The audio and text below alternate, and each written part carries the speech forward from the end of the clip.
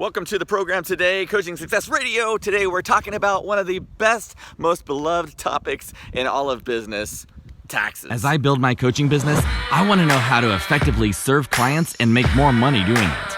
This podcast will pull back the curtain to reveal exactly how successful coaches are building their empires. Join me as I engage with top coaches from all over the world to discover their secrets. No theatrics and no theory, just real life strategy. My name is William Winterton, and this is Coaching Success Radio. Hey, what's going on? So it is monsoon season here in Tucson, and that means that it's raining a lot and a lot of electricity in the sky. You can see up above me, there's just clouds that are, you can't even see the sky. It's just packed with clouds right now. It may not look like real well on the camera, but we had a bunch of electricity about 2 hours ago, and it looks like it's coming through again, and it's just super exciting. I love this time of year. It's a cool, refreshing change to the normal arid Tucson climate that we have. So I'm super, super excited, and it's funny because I actually was talking about 3 weeks ago about some of the things, challenges that we have as entrepreneurs in our business. There's all the glamorous stuff. There's the stuff of like, I get to work for myself, make my own hours, be my own boss, serve people, make a lot of money, change the world, help people out of their problems, right? And then there's the not so glamorous stuff, right? Like all the bookkeeping stuff that you got to do, all the behind the scenes stuff, building up your website, creating funnels that work, creating email systems that work, figuring out why things aren't, why systems that are working a while ago aren't working anymore. Things like keeping your business legit and above board and all this kind of stuff. Just all these business side of it that isn't what we love to talk about. We like to talk about how to get clients, right? We like to talk about how to make money.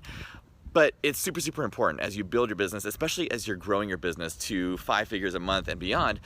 You really need to be taking this seriously. And if you are starting to get interested in making that kind of money in your coaching business, then you need to have a system in place for handling taxes, for handling all the services like getting a bookkeeper, having somebody who's actually going to be taking care of the nitty-gritty fine details that you really shouldn't be doing. You need to be focusing on your business. You need to be focusing on your customers, on getting more clients, on serving them better. So if you're spending your time trying to figure out taxes, you're probably going to be wasting a lot of time in the long run because, A, your time is a lot more valuable than just trying to figure out how to run TurboTax and get yourself a good savings. It's also going to be costing you because you're not going to see all those deductions and all the things that you can actually take advantage of as a small business owner. So I wanted to bring somebody onto the show who is an expert, but not just an expert in taxes. There's plenty of people out there who can do taxes, but I wanted to find somebody who was specifically able to help entrepreneurs, small business owners, and coaches, like really dial in on that market. And the gentleman I found here, Bryan Nguyen, this guy is phenomenal. He's a wonderful, wonderful speaker, has his own live podcast that he does, a Facebook Live presentation that he does. He answers questions just right on the spot to anybody who has questions about setting up their business. Should I set up an LLC? There's the thunder. It's coming. I'm so excited. Should I set up a C Corp, an S Corp, LLC, social proprietorship? What kind of a business structure should I set up? What kind of taxes can I take advantage of? All that kind of stuff. So I wanted to bring him on and share his expertise. He has a ton of knowledge he's going to be dropping, and I'm really excited for this conversation. Now, again, when you start thinking about taxes, it's not a real sexy subject, right? It's not the fun stuff. But this is the stuff that separates you from being an entrepreneur who's doing this kind of on the side as a hobby to I'm really going to be serious about this. This is going to replace my income, my spouse's income. This is going to start building my fortune and making some serious money for me. So if you are interested in really growing to that next level, really encourage you to pay attention, take some notes, and then reach out to Bryan, and he can help you set things up and do an amazing job getting things in place the right way so it actually saves you a lot of headache and money in the long run. So here we are, without any further ado, Bryan Nguyen. Hey, what's up, everybody? William here again, and today on the podcast, I've got Bryan Nguyen, and Bryan is one of these guys who has this secret arsenal of tax strategies that he will help you basically try and outsmart the IRS, which is something that I think everybody can agree on. I don't care where you stand in the world. I think the IRS is always the group that everybody's kind of like unified against. Oh, yeah. So Bryan, what's up, man? How you doing? Not too much, man. How are you? I'm doing excellent, by the way. It's an awesome Monday. I'm doing really well. Yeah. It's awesome to have you on the show, man. I've been watching your stuff on Facebook and you're just blowing up, man. Oh, thank you. Thank you very much. I much appreciated it. I really want to get into the meat of what you do, but just for the audience, so they can kind of get to know who you are and give you some background, just give us a little snapshot of who you are and what you do. Yeah. I'm a tax professional, and I help digital marketers, coaches, and consultants with all things tax planning and outsourced finance. So to the extent that you have tax preparation needs, tax planning needs, you want to save a bunch of money, or if you just need better clarity on what's going on in your business, I'm the guy who can help you with all that. Yeah. So how did you get, I mean, how did you get into entrepreneurs and that kind of thing with the tax advice stuff? Why did you focus there? Oh, it's a long journey, Will. I started my career doing tax planning and tax preparation for larger companies about 9 years ago now. And I worked for a very large CPA firm for the better part of 8 years. I'm a CPA myself. And about a year ago, I decided that I wanted to change. And I wasn't sure exactly what that change was. So I actually took 6 months off on a sabbatical and just traveled the world to figure out what I wanted to do as one of my next steps, and decided, you know what?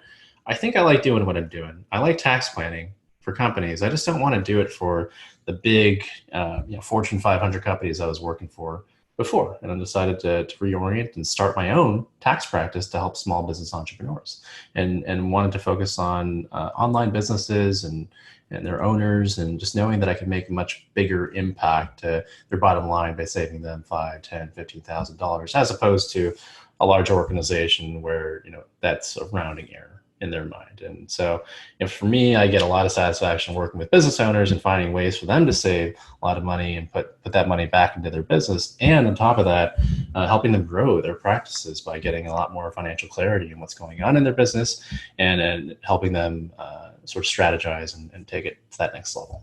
What's been something you've noticed is very different about working with small business owners versus these large companies, besides the dollar amount? Oh man. Well, at a larger organization, I'm used to working and interfacing with like a local accountant or like a CFO or a controller. And yes, those individuals do have like a vested interest in their organization and the health of their organization. But if it's not directly tied to their own paycheck, the amount they care is probably a lot less. Whereas working with like a small business owner, what I have noticed is that, when you save them a $5,000 or $10,000 amount off their tax return, it's that deeper level of appreciation for the work that I'm doing for them, and knowing that they can use that money to help grow their business more. So a lot of it is just the response that I get in helping people save a lot of money. Working with a CFO or controller, for them it's nice, but if it doesn't directly impact them, there's not as much perception to it, if you will. So that's one of the biggest differences, I think, in making that bigger impact. I think it's awesome that you're so encouraging the small business. And I agree. I think they're the backbone. I think these are the people like myself and like yourself, people who are jumping in and just taking this with a very small team and trying to grow. And so, yeah, you're right. 5 or 10 grand is major in one of these. Even if you're making 6 figures a year, that's still, if you're making $100,000, $200,000 a year, saving 10, 15 grand, it's nothing wrong with that. Oh, absolutely. Yeah, for sure. So what are some of the common pitfalls you see people making as a small business owner? There's so many. And I think a lot of the struggles are like, you do your taxes yourself, right? And you don't know what you don't know. That's the biggest issue that a lot of small business owners have. So let's take, for example, a traditional small business owner who probably sees a lot of advertisements for like TurboTax or some other tax preparation software, and thinks to themselves, well, I've done my taxes for the most part, and now I'm venturing into entrepreneurship on my own. How different could it possibly be? And I guess the biggest comparison is if you're like a salaried W-2 employee, your taxes are pretty simple. You take a form that your employer gives you, you punch it into a software, and you're pretty much done. But when you're basing your entire tax return off of your own personal business and financial records, it's a very different proposition. And a lot of the pitfalls that people run into are just having a clean set of financials to work with. And what I mean by that is that a lot of business owners aren't used to doing their own accounting and managing their own books. And so if you don't have clarity as to what's going on in your business, how is that going to translate over onto your tax return? And so the first big problem that I see is you just don't have adequate records. Some people will try and compile everything into a spreadsheet, for example, and that works pretty nicely when you're starting out because you just don't have a lot of transaction volume. But as a coach, right, eventually when you start having a lot more recurring services or monthly retainers, and you're working with more people and you have more expenses to expand your practice your business, that becomes overwhelming very quickly. And then people fall behind on maintaining their financial records. So that's probably like the biggest pitfall that I see, is just having a clear backbone to work with your tax return, because that's really your starting point for everything that you do. Well, so what is it that you provide in terms of, I know you provide the tax services. Do you provide bookkeeping services? Do you have those kind of people in your back pocket? Are they part of your company? Yeah. So in my practice, I do offer what I call back office solutions, which includes bookkeeping and payroll services. And there's different service packages that come along with that, depending on what you need. I find that a lot of coaches don't have a whole lot of transaction volume where they necessarily need a dedicated bookkeeper, but if they are very busy and they don't want to do it themselves, then that's absolutely a service that I provide. And that ties in directly with their tax planning as well, and tax preparation services. Preparation is only one part of my job. And I always say that if I haven't done the upfront planning, then I'm not doing the full extent or providing the full extent of my value. Because when April 15th rolls around, you should already know what taxes you're going to pay and what tax planning strategies you've already implemented. So a lot of it, if I do bookkeeping or payroll for someone's organization, I have insight as to how they're progressing throughout the year and how things are transforming in their business, where I can proactively take into account what's going on into their tax plan. So if I know someone's on track to do, say, six figures or $200,000 a year, there's more tax planning opportunities that present themselves, and so I can save more money on the back end. So yeah, there's definitely a lot going on there. If somebody is brand new to coaching and they just started their business this year, how critical is it that they get something in place for their taxes? Like you said, they're not going to have a ton of volume yet, right? They may have a client or two or five, but they can kind of manage that on their own. Or is it critical at the first beginning to get something in place? And what kind of a system would they need to really start off in the right foot? Yeah. So my recommendation is, for any new coaches starting out, if you don't have any clients yet, focus on what's important, which is getting those clients. And as soon as you have a couple clients in the door and you're starting to accept payments, that's when you definitely want to think about putting a system in place. And I actually released a video a couple weeks ago on how to set up your business finances in a way that makes it easy for you to manage on a regular basis. And what I recommend is a couple different options, but my main preference is this platform called Wave Accounting.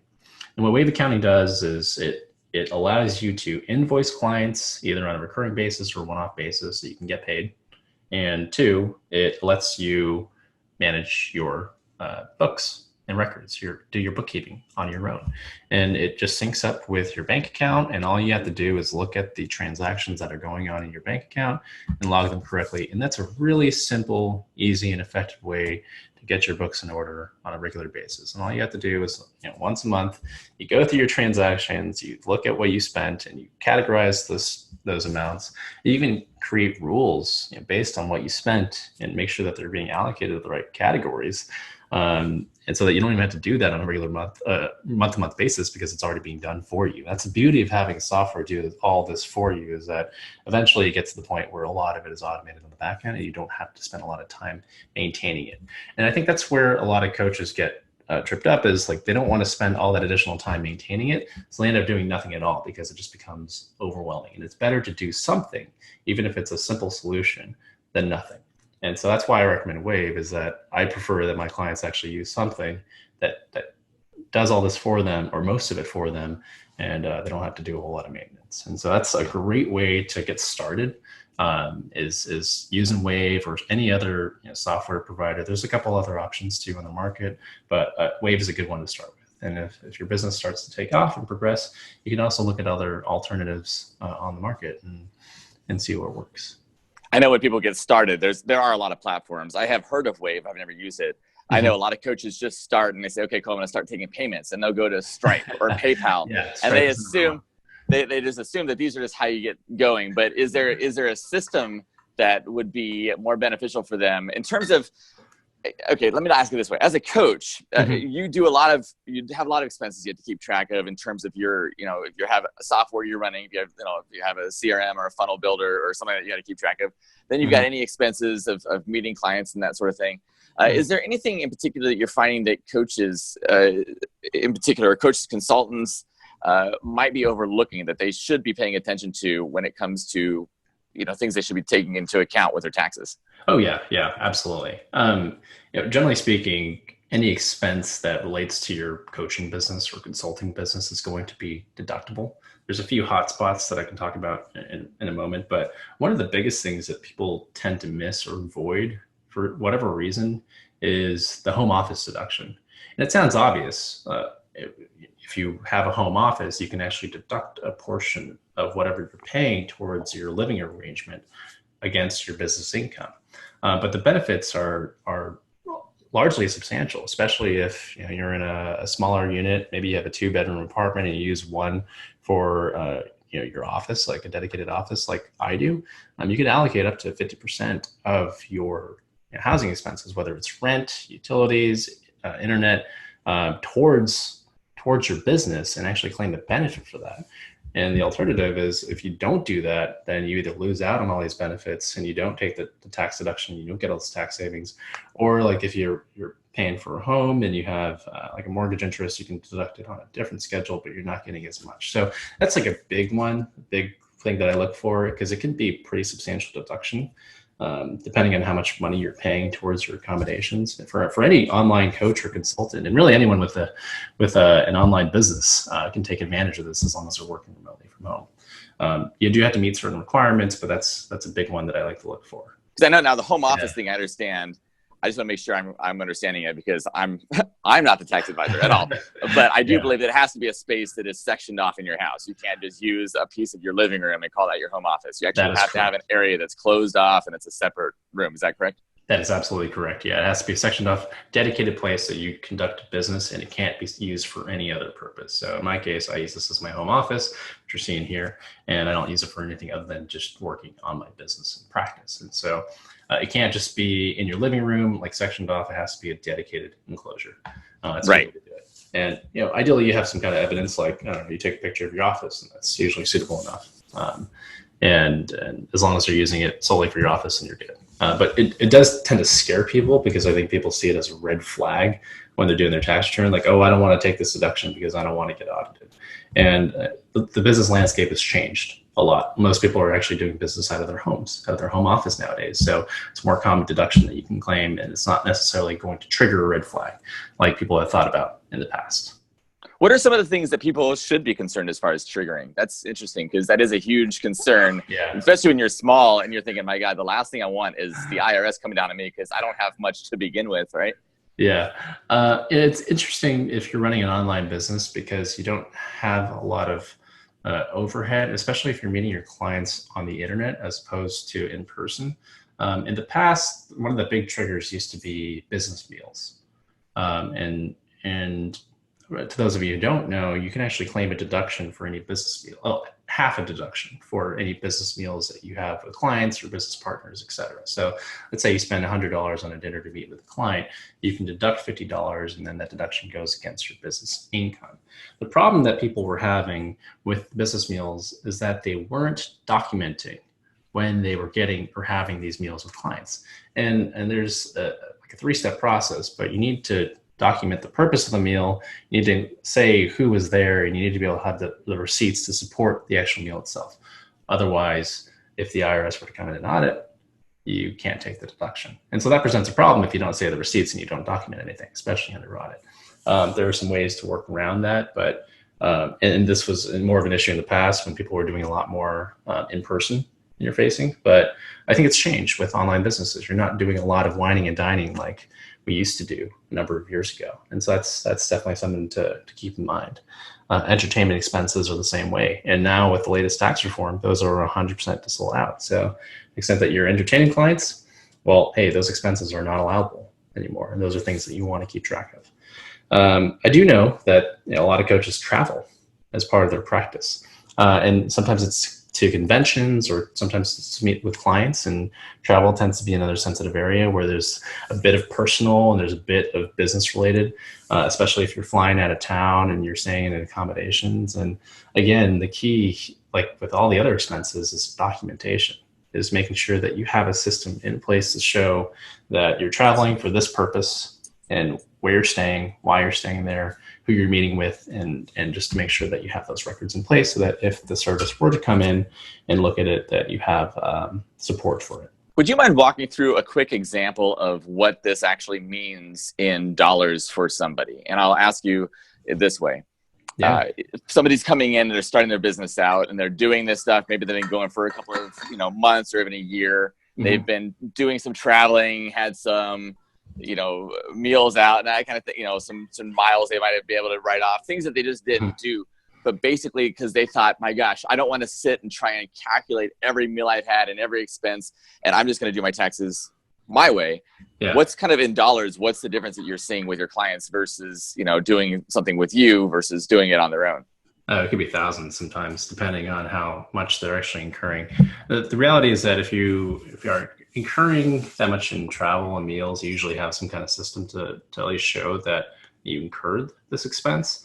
But the home office deduction alone can be thousands in actual real dollar tax savings, working with me versus trying to do it on their own. What I also find too is it's not necessarily just the raw dollar amount that they're missing out in tax savings. It's also the risk that they're introducing into their tax return and getting things done correctly. One example that I see a lot of business owners start out with is they'll make what we call an S election with their tax return. And for those of you who don't know, let's say you set up a limited liability company for your coaching business, like most people do, because it's easy to set up, gives you the limited liability protection for you as the owner, and you're sort of separating your business from yourself, your person. And someone will say, hey, oh yeah, like I think you should make an S corporation because you can save a bunch of money that way. And so they'll just take that advice without understanding the impact that's going to have to their overall tax posture. And then they'll just make the S election when they set up their company with, say, Stripe Atlas or LegalZoom or some other self-service legal provider. And as soon as you make that S election, you have this new tax return that you have to file. And a lot of people don't know that. But in addition to having this new tax return you have to file, there's a lot of things that you need to do to be IRS compliant with that tax return. And a lot of people don't know that. All they know is, well, my friend told me to check that box to become an S election and file this election. And now I have this S corporation set up.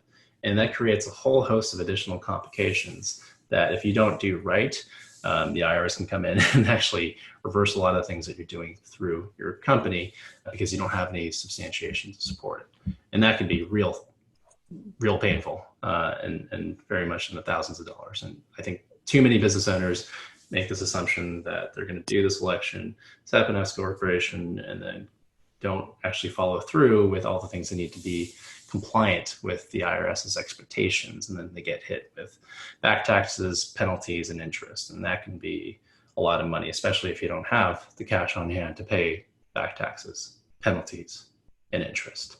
Right. And even if you had the money, who wants to pay it, right? I mean, it's not something you're going like, let's say you're loaded with money. Yeah. It's just not something you're like, oh, okay, I'll do back taxes.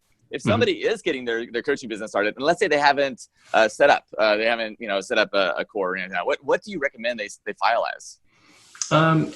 If they're just starting out in their coaching practice, I recommend leaving it as the default classification. And if you start an LLC and you own this LLC 100%, all the activities of the LLC, including the income and expenses and deductions, are really just attributable to you, and they go on your personal tax return. So all that means is you're reporting it as if you never set up this LLC to begin with, and you're just reporting it directly on your tax return. The reason why I recommend this when you're starting out is because a lot of coaches don't stay in the game for as long as they would like to. They'll start their coaching practice. Maybe they're only in for 1 or 2 years and then they get out. And if you set up an S corporation from the beginning, then it becomes very expensive for you to maintain for the 2 years or however long you're in business for. That's a problem. What I like to see is demonstrated success with the coaching practice and persistence and commitment to doing it. to the point where it's actually worthwhile to set up an S corporation. And the reason why is because you can save on self-employment taxes. That's the number one reason why someone would even want to do an S corporation, is because they can save on self-employment taxes. So to kind of backtrack a little bit for the listeners, if you're making money from your coaching practice, you have to pay two sets of taxes. You got to pay income taxes, and you have to pay self-employment taxes. And self-employment taxes are basically the equivalent to payroll taxes if you're self-employed. So if you think about payroll taxes, if you're an employee, usually you have to pay about 7.6%. But that's not also taking into account the fact that your employer is also paying in that same percentage. So that could be 14 or 15%. And so what the IRS says is, well, you got to pay into Social Security and Medicare, so we're going to force you to pay a self-employment tax on your self-employed income that equals 14 or 15%. So if you make $100,000 and you're paying self-employment taxes, that can easily be $14,000 or $15,000. So that's why people are motivated to set up an S corporation, because S corporations and the income that shareholders report aren't subject to self-employment taxes. Now, there's a downside, for all the reasons that I had mentioned before, but even if you want to save on self-employment taxes, I think when you're starting out, it makes more sense to see how you're doing first before you dive into an S corporation setting up. And the main reason why is because you just don't know yet how far along you are until you actually hit the point. Once you hit about 6 figures from your business and profit or annual revenue, that's when I usually recommend looking into it more, because the tax savings are generally worth the additional cost to administer the S corporation correctly.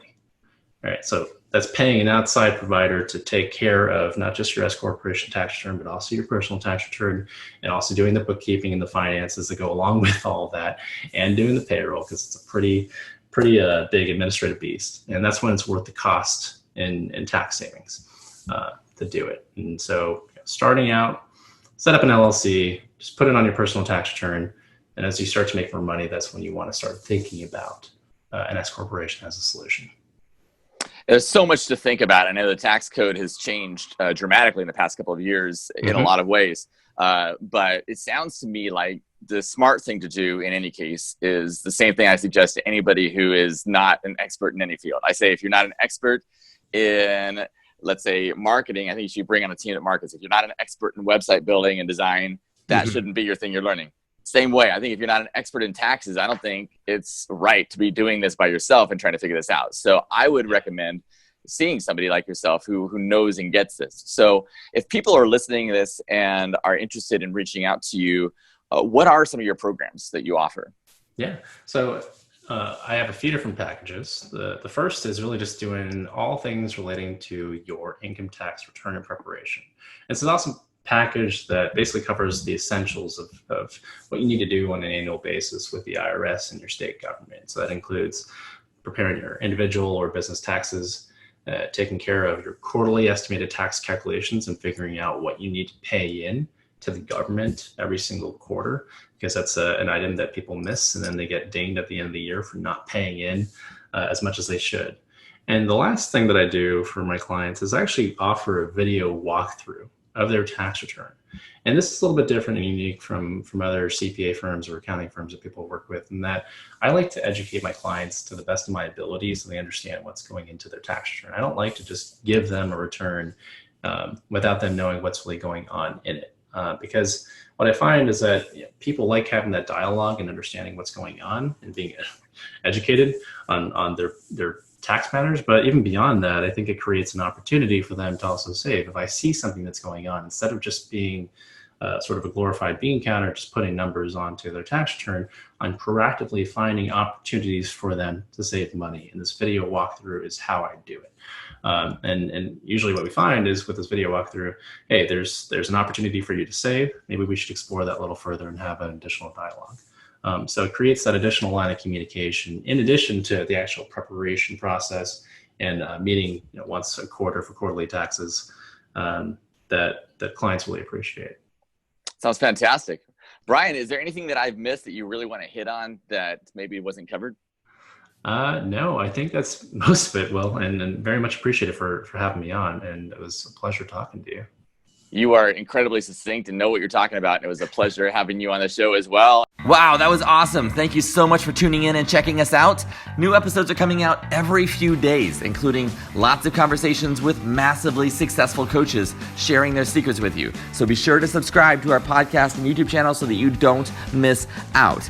And if you're looking for a way to start making serious money from your coaching, you need to check out my free training. It's at williamwinterton.com. I lay out the step-by-step on how to start making 5 figures a month in the next 60 days. Check it out, williamwinterton.com. I'll see you next time.